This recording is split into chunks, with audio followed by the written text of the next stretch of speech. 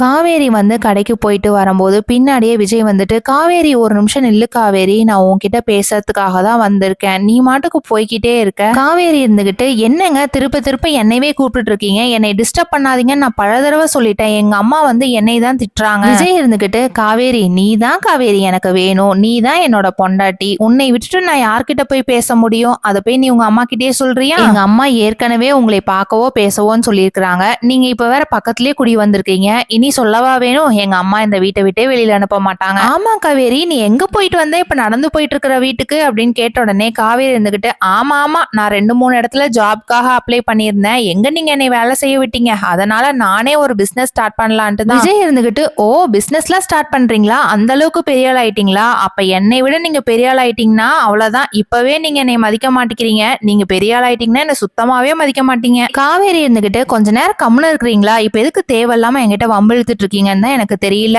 நான் அங்கதான் இந்த மாதிரி பண்றீங்கன்னு இங்க ஊரை விட்டு வந்தோம், இப்பயும் நீங்க இங்க பண்ணிட்டு இருந்தீங்கன்னா அடுத்து எங்க அம்மா வேற வீட்டுக்கு தான் குடி போவாங்கன்னு தான் நினைக்கிறேன். காவேரி ஒரு நிமிஷம் ப்ளீஸ், நான் சொல்றது மட்டும் கேள, நீ எதுக்காகவும் கஷ்டப்பட வேண்டாம் காவேரி, நீ என்னோட ஆபீஸ்க்கே வந்துட்டு நீ எப்பயும் போல ஒர்க் பண்ணு, உனக்கு நான் சேலரி போட்டு கொடுக்குறேன், நீ உங்க அம்மாட்ட மட்டும் பேசுறியா? ஐயோ நானா எங்க அம்மாட்ட எல்லாம் பேச மாட்டேன், ஏற்கனவே எங்க அம்மாட்ட பேசிதான் எனக்கும் எங்க அம்மாக்கும் தேவையில்லாம உங்களால பிரச்சனை வந்துச்சு. விஜய் வந்து சாரதாவை கூடிய சீக்கிரத்துல கன்வின்ஸ் பண்ணி அவங்க வீட்டுக்கே கூட்டிட்டு போகணும்னு யாரெல்லாம் நினைக்கிறீங்களோ அந்த வீடியோக்கு மறக்காம லைக் போட்டுக்கோங்க. தேங்க்யூ.